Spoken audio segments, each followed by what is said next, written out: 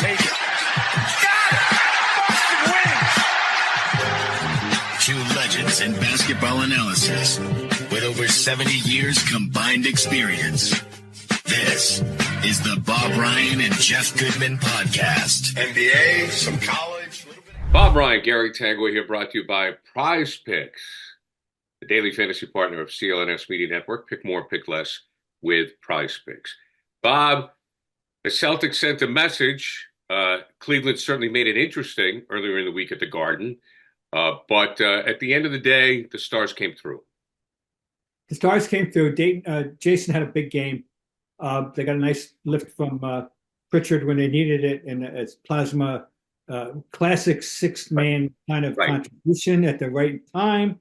White was White. You know, most of our guys, and Brown, you know, but they did nothing to discourage that team. That team is going to be around. That team could be, I would predict will be the final obstacle to getting back to the finals this year, as we see now. Although the Knicks, I have a lot of respect for. We'll talk about that as the year goes on. They didn't discourage that team at all, and they weren't whole either. They don't have Max Strauss. He's important. And now we don't have Porzingis. He's very important. So there's nothing definitive out of that. But I'm telling you, when they came from 21 down to multiple twos, it's nice that the Celtics never lost the lead. They answered every time. But that 21-2 was disturbing. And when they got that, but they're good.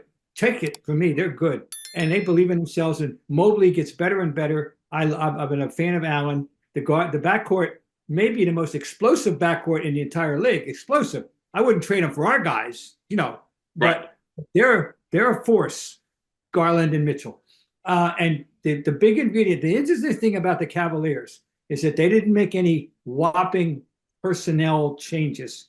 They just brought back the same group, but they added a coach. And the more I learn, Kenny Atkinson is a respected guy in that league, and he is making a difference on that team. So the Celtics answered the challenge, got the job done, but they didn't humble them. They just stumbled them. There's a difference, right? So, well, a couple of points. I thought Derek White came up big. Oh, isn't he wonderful? Just boom. I mean, nails. I mean, just a lot of confidence in his game, nails. The second point I want to make, I was a little disheartened by the fact that they gave up the big lead. Now, this team does that. We know that. It's part of their DNA, yeah. It is. It's part of their DNA, and it's early, I know, and they won a championship, so I have very little to complain about. But I was hoping that maybe they would take a step in that maturation process of putting people away. The other thing that's happened, and this predates the Cavaliers game, but is recurrent, and maybe will be fixed when they get Porzingis back. They're vulnerable to their interior defense can be shredded. Big time. Cleveland went into an offense where they had wonderful cutting, and they were getting layup over layup with nobody contesting them. That'll end a little to a degree with Porzingis. So the other thing we have to know is this is not the Celtic team that will win the championship. This is not. They're not whole yet either, and yet they're still whatever they are, 12-3, whatever the hell. Right, so right. But the interior defense. Right. Their best is way down the road. Yeah. Cleveland will continue to build confidence and mature. I predict they will.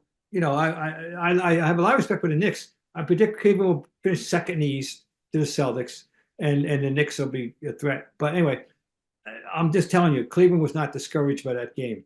They were almost encouraged by that game, and I've been following up on what they've been saying about it, and good for them. You know, that's fine. It's the NBA. So, but it was an event. It was the first big event of the NBA season. Really, was the defending champion Celtics against the rampaging Cavaliers, 15-0. One of the four teams in the history of the league that ever started off 15-0, and the Celtics answered the challenge as imperfectly as it was, which tells you a lot about them.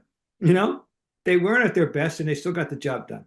Well, you mentioned the middle, and that was really that was on display last night. And obviously, that's what teams are going to attack. And Horford can only do so much. Right now, Horford's their only guy. Right. And Really? don't forget, Jacob Portal of Toronto hit him with 35.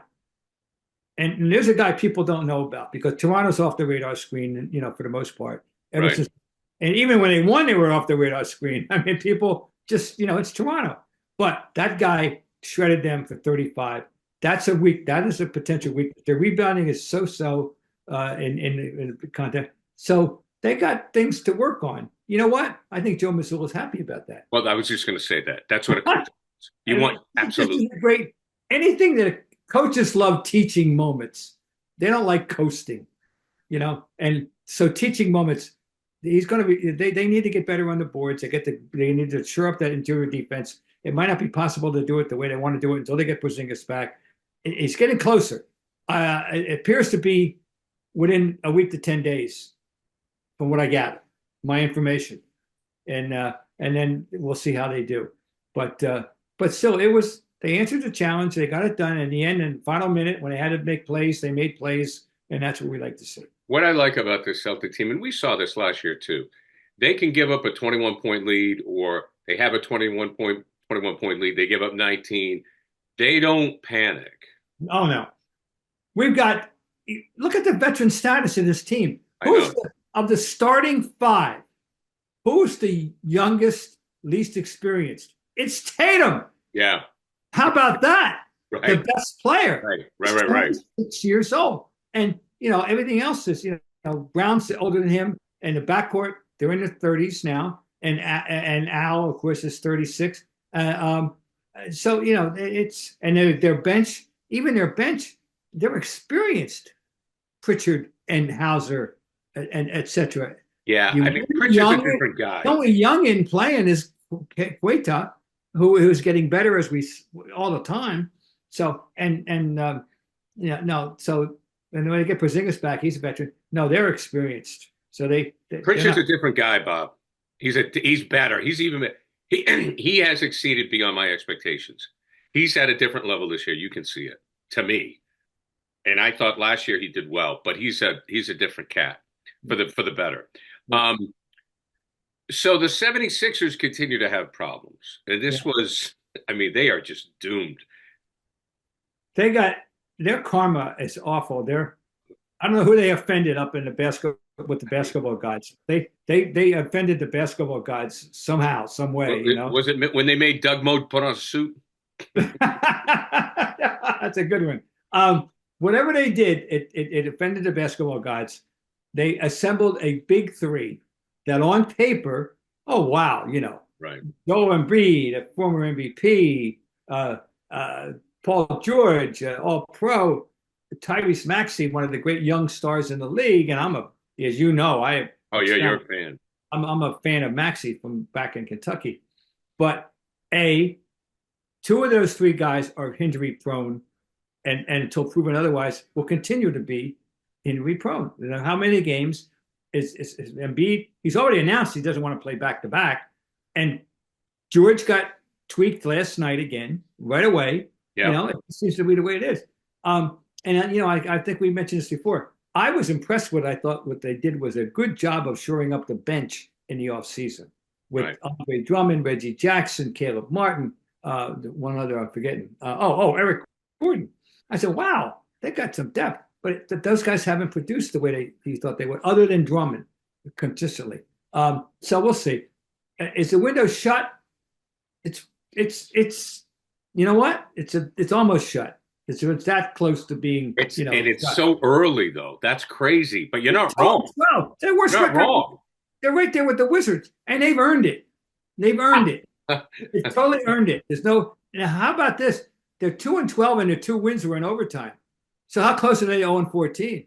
They're not going to climb back into the race that I can see. If they do, hey, more power to them. We'll have a wonderful conversation in February. But I don't see it. I don't think they're an issue. I think right now New York's better. I think Cleveland's better. I think Indiana's better. And when Bunkero comes back, who knows? Orlando may be better. So, but definitely those other 3 are better right now. Their window, whatever it was, is and the people in Philadelphia deserve better than this. But This is the team they put together. Well, I mean, if you're a big guy, if Embiid's checked out, you're done. He had 35 now last night as we speak. He had 35. Maxey, though, had a horrendous game, but he was coming off a absence of X games, and he was terrible last night, and he's better than that. But George got hurt, and George, guess what? Is this news? No. Not news. So I think we can, sympathize with their fans and all that, but basically, I'm not worried about Philadelphia right now. 2 years ago, if you had said, who would you rather have, Derek White or Paul George, right? Oh, I didn't. 2 years ago at this time, I barely knew of Derek White's existence on this earth. I mean, when they picked him up, when Brad picked him up, yeah, I had to go look him up. And I said, oh, wow. The guy averaged 14 a game last year at San Antonio. Who knew? Because who's watching San Antonio 2 years ago? They're so far off the radar screen. Then we find the whole story about him. And now we see him, and he's going, I mean, how did he go so unnoticed for so long? He's such an exemplary player. We have, I'm telling you, a backcourt. I don't care about how explosive Garland is and Mitchell is. And I would not trade this backcourt for anybody. No, they are the adults in the room. Bob, as they say in the biz, time for a commercial message to take a breather. Prize Picks, the best place to get real money, sports action. With over 10 million members and billions of dollars in award winnings, Prize Picks has made daily fantasy sports accessible to all. You just pick more or pick less on at least two players for a shot to win up to 100 times your cash. Run your game all season long with Prize Picks. Now, Prize Picks puts their members first, so all withdrawals are safe, fast, and secure. When Prize Picks hits, you can get your cash as quick as 15 minutes. How about that? Sign up today. Get $50 instantly when you play $5. You don't even have to win to get the $50 bonus. So this week, Steph Curry, will he get more than 4 3-pointers?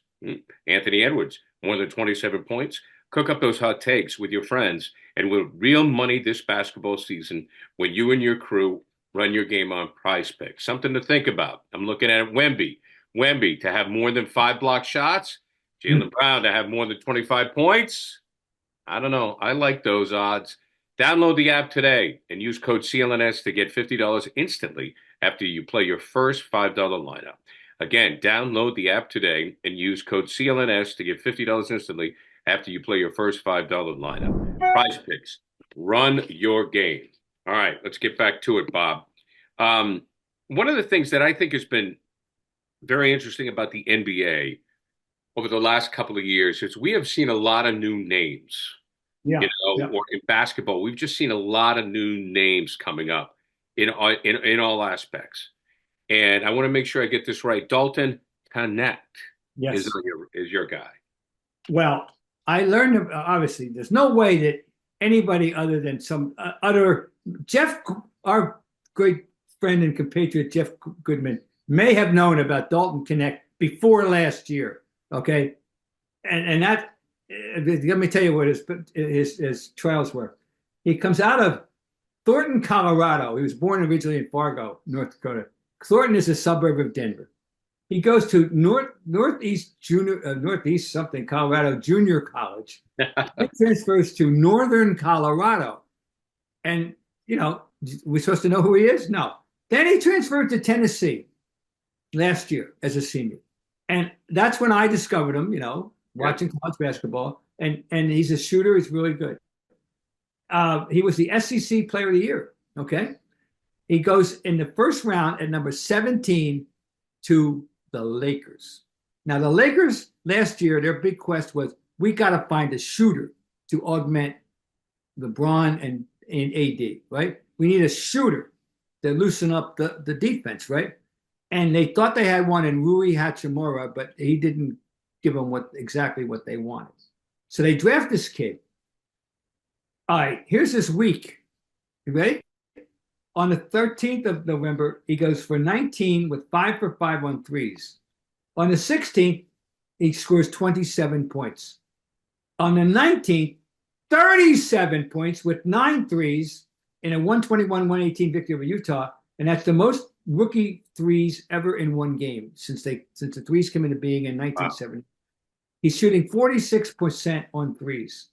Is this, in fact, the shooter they dreamed of on this very small sample? The answer is yes.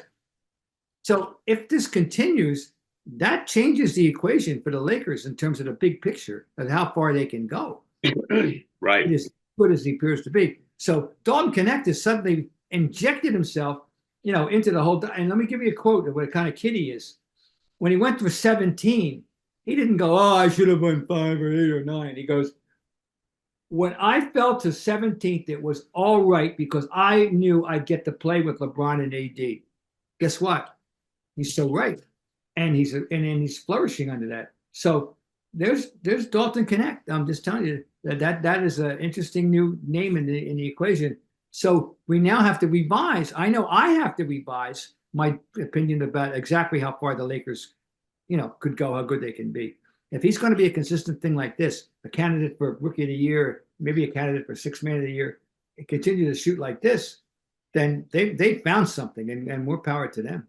Well, to put you on the spot, do you have an idea how far they can go with him? I mean, how much does he? No, I mean, I don't know. I mean, Are they a contender now? Are they a contender?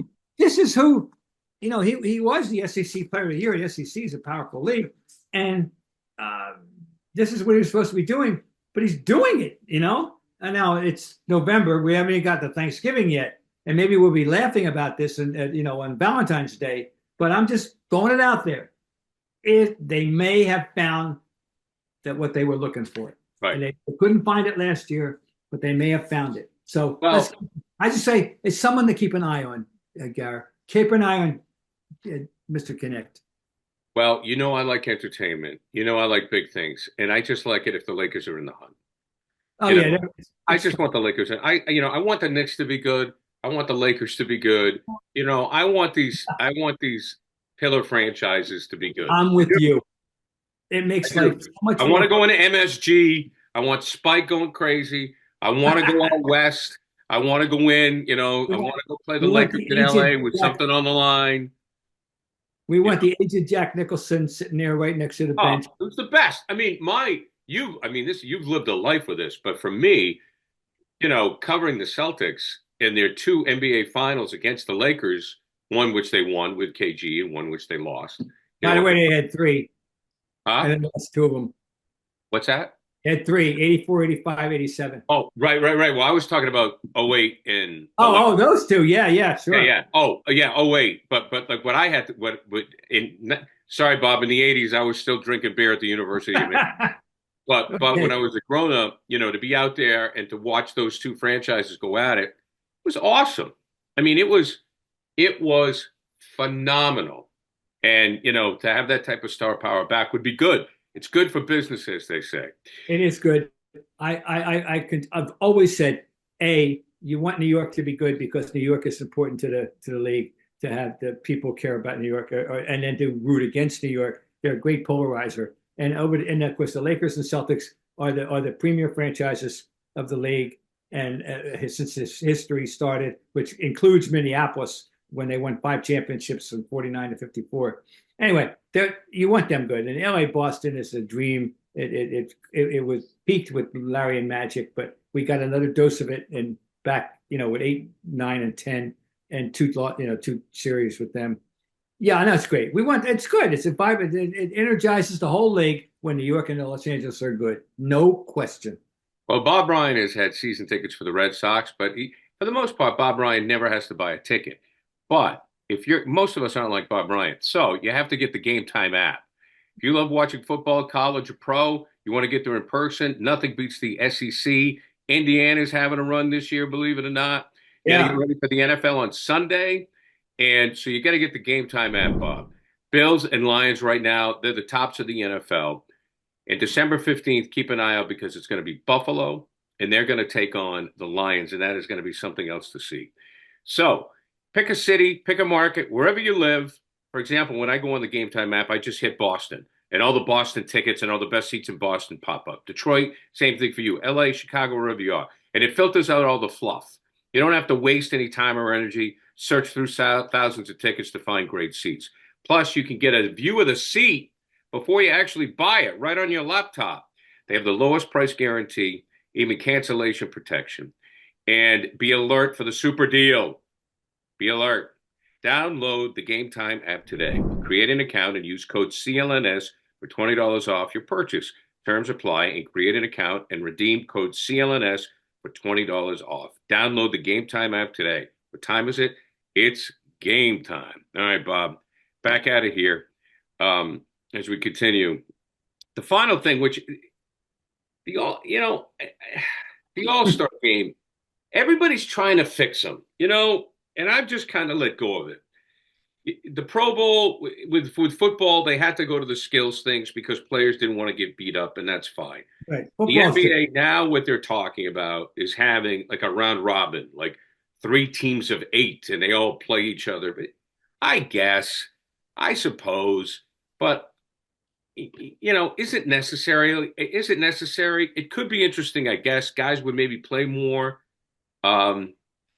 I just think they're overthinking it. I think if you have guys go play in the All-Star game and play hard, it's fun, then everybody goes home. What do you think? Well, okay.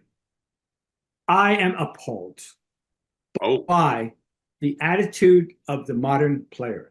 I'm sorry, I'm old now, older. I don't understand the concept or the lack of concept of why you wouldn't want to play in an all-star game, the East versus the West, the best 24 players in heated competition for bragging rights, for personal pride, right? Which is what the league started in 1952 here in Boston with an all-star game, okay? Started here in Boston. And I lived through a period in the early 70s. There was a little bit of malaise in the league, when players didn't seem to be taking it as seriously as they thought they should, and then it got revived. By 1988, I covered an All-Star game, Gary, in Seattle, in which it was an overtime. Rolando Blackman got the winning baskets for the West. Tom Chambers got 34 points, and then he was, he was a good guy. And he would say, "I'm the best player in the world today," And why can't we recapture that spirit? Yeah. What is wrong with this generation of players that isn't enough to spur them to have a 2-team East versus West to go compete so somebody can emerge and say, "I'm the best player in the world" as the NBA. Well, Magic and Larry played to win. Yeah, Larry got the first in 1980 in Washington. The first 3-point shotter was a historic, and yeah, it was a close game. But there were some wonderfully competitive games in back in the day. This group doesn't care. They embarrass. They mock the game. 211 to 186. That was last year. I know. What is wrong with them? I can't get into their heads why they don't have more personal pride. So, well, but I don't know what they feel that this new system is going to fix. It's like, you're still just going to have run and gun. Nobody's going to play defense, no matter what you do it. I'm not remotely interested. They're talking about 4-team kind of model in the NHL, I guess. Four teams and 1 versus 3 and 2 versus 4 but 3 up to no, talking about 3 on 3. I don't even want to know. I'm sorry, you're not going to get any information from me. I'm just appalled that we have to come to this. And it's also like, the mentality of the modern player, why he doesn't want to compete against the best guys in the world for personal pride. I don't understand. And you get to play with great players. Yeah. Like, for example, like if Bird and Jordan are on the same team, right? Yeah. That's what we saw with the Olympic team. Like, say, I don't know, Tatum gets to play, pick somebody from the Knicks or gets to play. Tatum can play with Giannis. Yeah, gets to play. If Tatum gets to play with Giannis, my God, isn't that enough? Go play with Giannis. No, I don't. See, I just don't understand why. Yeah, I don't get it. Well, I can tell you. I blame the agents and I blame the shoe companies. So this format doesn't interest me. It's not going to fix it. It's not going to fix it. It's going to fix it. I just got to tell you how the evolution is. My first All-Star game was 1970, and it was in Philadelphia in the Spectrum. Yep. And I flew down with the Celtic contingent in the morning. There was a luncheon people came in the day of the game. There was only the game. There was no 3 points, no skills, no nothing. They had a luncheon, and they played the game, and it was a very competitive game in which Willis Reed, that was the great year of the Knicks, emerged as the MVP. But it was a legitimate game of cardboard competitive basketball, and that's how far we come. There was no other frills, nothing else. All right, we're not all right. So then 86 was the first 3-point shot and dunk contest. Okay, in the NBA, the ABA, they brought a lot of things from the ABA. Oh yeah. Shot. And one of them was the All-Star skills, the dunk contest. The dunk contest emanated from the ABA. All right.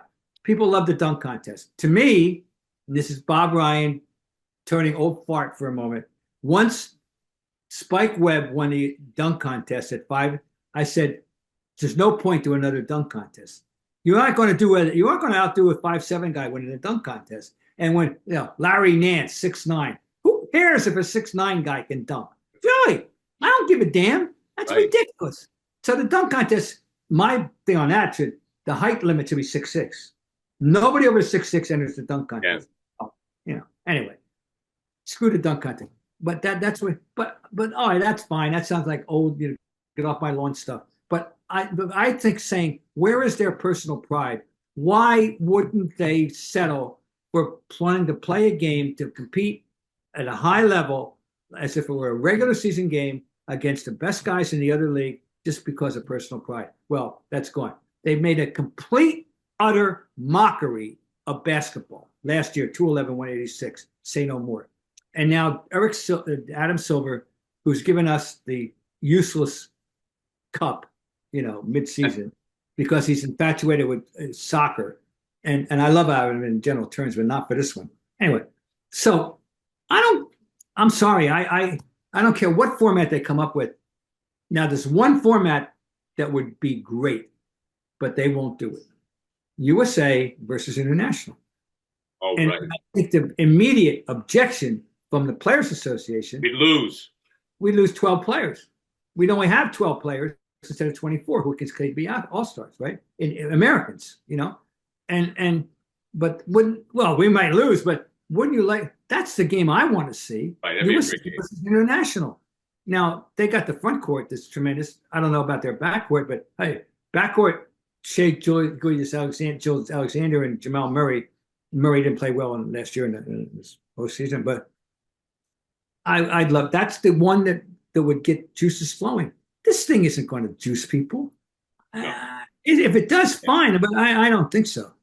I'm calling out these players. Where is your personal pride that you would want to compete dinner with? They the best go in the to world? dinner with their marketing and agent teams on Saturday night. Like, they don't go together. They don't go to dinner together. They meet with their agents and their teams, their marketing teams on Saturday night, and then they go out with some of the guys later. Yeah, it's not. They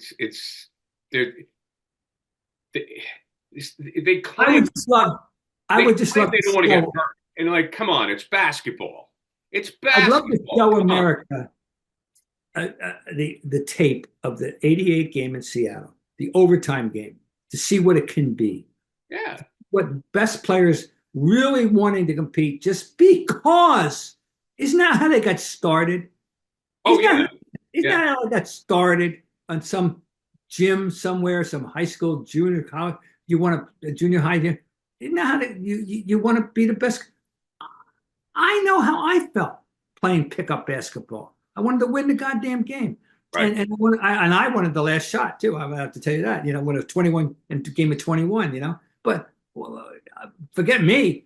Don't they have what happened to that spirit? What is wrong with these guys? Well, they also socialize. I'm trying to remember. Oh my! Who's the pitcher for the Cardinals in '67? Well, not Gibson. Yeah, Gibson. Yeah, I can't believe I forgot Gibson. Oh, Gibson. Yeah. He would not fraternize with the enemy. Oh no, he was. Well, that. Oh, Bob. But that's what happens now, Bob. They're all friends. They all hang out. They all go out to dinner. They play each other at night. Then they go out to dinner.